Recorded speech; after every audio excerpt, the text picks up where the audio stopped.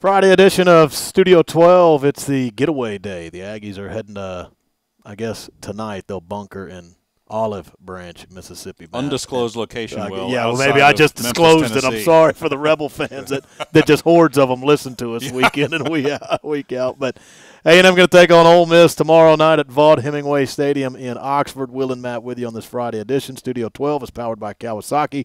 Visit your local Kawasaki dealer and ask about the new Mule Pro FXR, a true boss vehicle. Segment 3 begins us as usual on this Friday, and we welcome in Christian Kirk, fresh off the housing of another return. And I know those got to feel better than the past receptions. You know, you had the punt return, I think it was 90-plus yards against New Mexico on Saturday night. Those have to be more of a thrill than even the pass reception on the deep ball. Yeah, they're fun. I can't deny that. No, especially just because we've been waiting for so long to get an opportunity to be able to return one, and just with how much we've been through, this season on punt return, and finally getting, an opportunity to do that, and then be able to go out there, execute, and get in the end zone. Obviously felt really good, and we're all really pumped, and we get ice cream on our walkthrough. Yeah. We got our ice cream yesterday. Is it sandwiches? Ice cream sandwiches. Yeah. So every time we put one in the end zone on special teams, Coach Banks gets us ice cream, so all the guys were happy about that. Jane, you're a big diet guy. Even you'll partake. Yeah, Thursday's my so-called cheat day, so I get to let loose a little bit. Matt and I cheat every day. The diet's gone south since. We were joking in the office. Well, we don't really watch a lot of the film, obviously, but we saw on your return, Gilly's one of your kind of protectors at the very end, and you just blow right by him as he's trying to. You didn't need the protection because nobody was there to get you, but it was just kind of funny because you could see him running full speed, and then there goes just right by him. Yeah, we were joking about it because it was him and actually Tanner Short who passed up Gilly as well, and we were all giving Gilly a hard time, and he's like, "Yeah, man, I was just too tired." He was kind of gassed a little bit on Saturday, so it's fun to joke with him about that. I was wondering if you know that you run by Gilly because the locks will be waving everywhere. I mean, not many other people are going to have that on front. Just sees the maroon blur, right? Yeah. And then he's like, okay, that's a few good. locks fly by, and now you know you're gone. It's just the ability last Saturday to hit New Mexico early. I mean, and Nick Starkel makes the start. I thought explosive plays would be key, and you guys hit plenty of them, including the second snap of the game, going deep to you. Did you feel like that was necessary going into last Saturday? Don't let an underdog hang around. Hit them early, and maybe use the explosive play to do so. Without a doubt. At least for the past 3 to 4 weeks, starting fast has been our theme on offense, what we've wanted to do. Just to be able to set the tone of the game and get our confidence going, get our tempo going, because this offense feeds off of explosive plays. If we're able to get a first down, big play, that's when we're really starting to be able to hit our tempo plays and really get to hit the ground running. And this week was good. Second play, we were able to get in the end zone and really kind of set the tempo for the game and kind of let them know early that that's what we're going to do. We're going to take shots and create big plays and create big opportunities. And, that was the, challenge that Coach Mazzoni put in front of, the offense. And we were able to go out there and, step up to the challenge and make the plays. So it was good. And, we're going to be able to feed off of that, tomorrow and at Ole Miss. And, we had a great week of practice. I've been, doing, some of the same things that, was able to, help us be successful this past week. So just excited to get back out there and, build off of that momentum. How proud are you of your unit? One thing Coach always talks about is it's, the quarterback throws the ball, but the receivers have to make plays as well. You guys did that in that game early and often. And how proud were you of your unit? And how much confidence, can you kind of speak to what kind of confidence that gives to you guys and to the quarterback as a game progresses, seeing guys make some nice catches on tough balls and 50-50 balls, that kind of stuff? Well, yeah, especially when you're going through, a little bit of struggle and, kind of battling through some challenges, in SEC play and, kind of what we faced the past 2 weeks.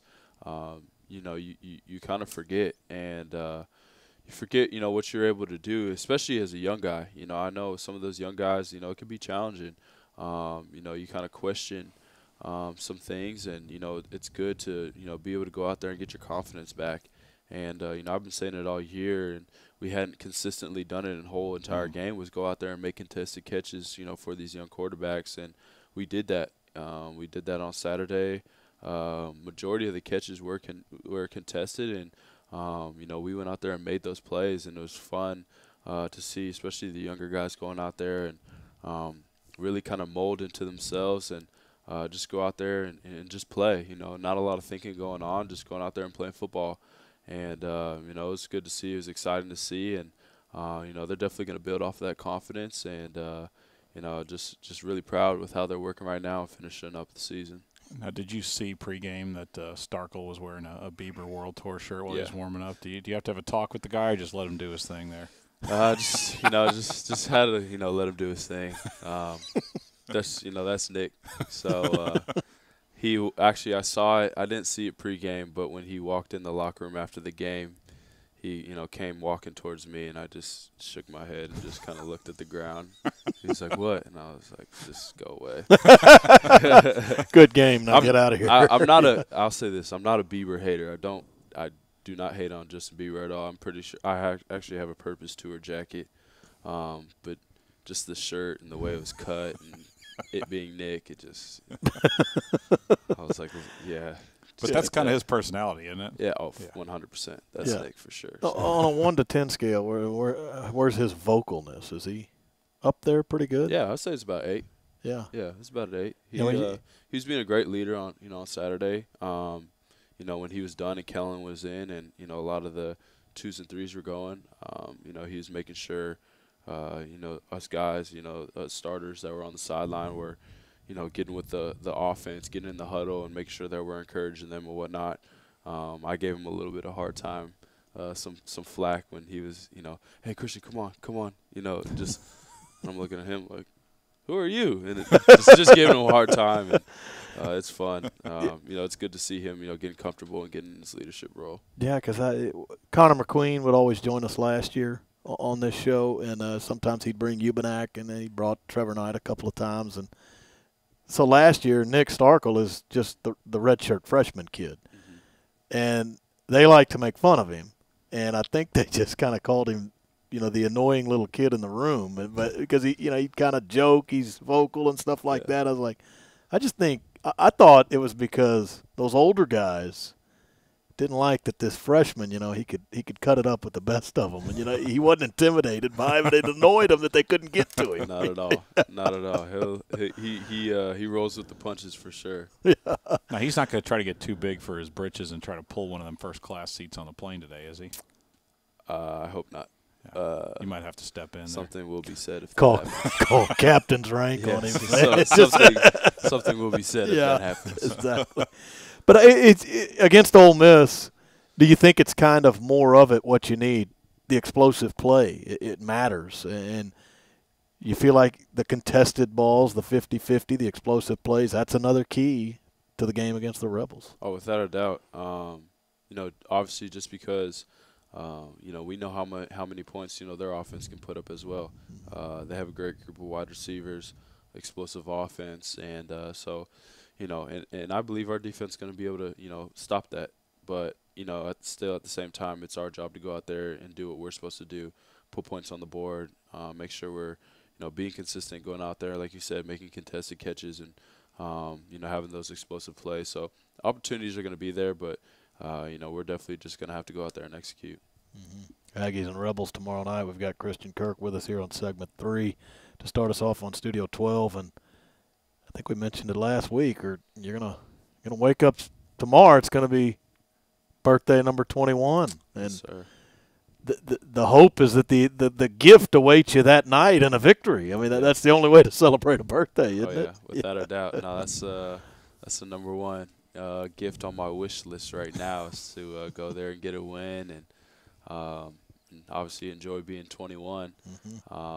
It's been a long time coming. It's definitely It's been 21 years. Yeah, it's been 21 years. Yeah. But no, it'll be a special one.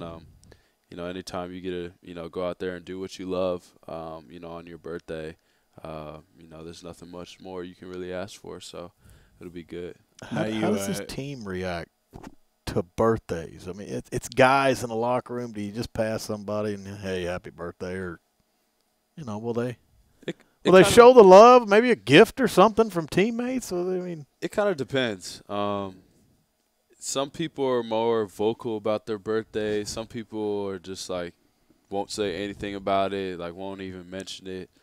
So it kind of depends. I mean, where are you? Maybe in between that. Yeah, I mean, I feel like I feel like I have no way around it. Like no matter what, somebody's, you know, gonna mention something about, you know, my birthday or whatnot, because you know, I got a lot of close friends on the team. So right. you know, you usually get, you know, once one guy hears, oh hey, happy birthday, then it's, you know, it's everybody, and then you know, sometimes guys will have, you know, days we have practice, so after practice we'll sing happy birthday or whatnot. But I don't know, we'll see. You got dudes on this team that like to milk it for a birthday week. If some of the people we work with, some of my friends, I mean, if it's their birthday, you know about it for about a week before and about a week or two after. For sure. You got some of those guys on the team. Well, you don't have to call them out. No, yeah. Oh, there's but we'd like sure. you to. Yeah, there's for sure guys. There's for sure guys. Birthday week, or probably, hey, it's my birthday month. I mean, there's, you know. Jeez. Yeah. I could make a guess. I don't know if it's right, but Gilly seems like he'd milk his birthday pretty for good. Sure. Yeah. It would be a week-long ordeal. Yeah. 1,000%. You were telling us before we came on the air that your cheat day from a diet standpoint is a Thursday. Do you you indulge in cake, anything, you know, any sort of extra sweets on birthday week, or do you maybe make a slight bit of an exception on your cheat day when you get to birthday week? Yeah, I make an exception. I like cookies. What's your favorite kind of cookie? Oh, it's tough. All of them? I mean, chocolate chip. I'm like a chocolate chip, like soft, like chewy chocolate chip. Yeah, you can't stray from like the those ones on the plane on the way home when they have them warmed up and And I do have to give a quick shout out. So Jake's girlfriend, Bailey, whenever she comes to town, she makes chocolate chip banana bread that I've become. It's Ubanak, right? Yes. Yeah. Okay. My roommate. And so whenever she comes into town, she makes a batch of chocolate chip banana bread that I've just fallen in love with, and it's so good. And she actually, because she won't be in Oxford, so she's down this past weekend for a New Mexico game for senior night, obviously, and then for my birthday, she made me a batch of. There you go. Yeah, so that's what I'll be. Nice lady. Nice. Very nice. How cool was that, by the way, to see Jake get in there? I know he's been dealing with the shoulder. Coach talked about it in the presser this week. How cool was that to see him get in on that last day? It was awesome. Yeah. You know, I know it meant a lot to him, and you know, it was just awesome. You know, especially just, you know, being with, you know, so close to him, you know, as I am, and just seeing, you know, how much he's been through since he's been here, and just through everything that he's fought through, and be able to go out there and throw a pass, which I know hurt, you know, more than a lot of people, you know, knew how bad it actually hurt. Yeah. You know, it's awesome to see. So I was really happy to see him get in there, and just, you know, super proud of him. It's awesome. Also, Ratley with a couple touchdown catches on his senior night. That had to mean a lot to him, and kind of some crazy catches too, especially the one that bounced in the air. That was a tough catch. Yeah. After his second one-handed catch, only thing I was like, what did you eat this morning? I mean, I don't know. Did you watch a bunch of one-handed catches, or? And he was just. It's funny because he's just so nonchalant with it. Doesn't do anything flashy after he scores. Just kind of gets up and just smiles and runs off the field. I mean, that's just how Ratley is. But no, it was awesome to see him go out there and do that. Yeah. Last thing before we let you go, movie this past week before the game. Only the Brave. We saw that last week. That was about the Yarnell firefighters. That actually takes place in Arizona, Prescott, Arizona. It was one of the largest fires actually in American history. I think it said it was the largest loss of firefighters since 9/11. It was like 9/11, and then it was that event right there.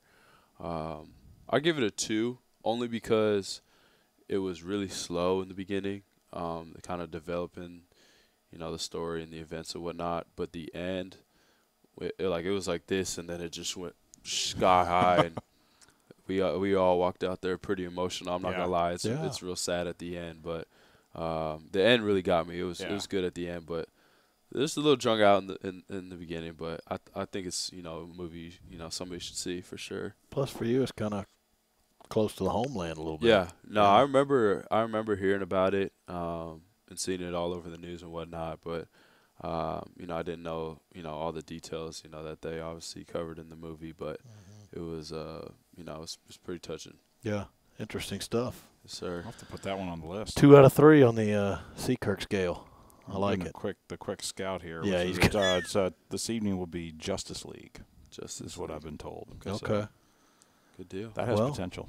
Happy birthday and all the best in it, man. Appreciate that. Thank you. Aggies and Ole Miss tomorrow night. Thanks for the time, Kirk, here Yes, on segment 3.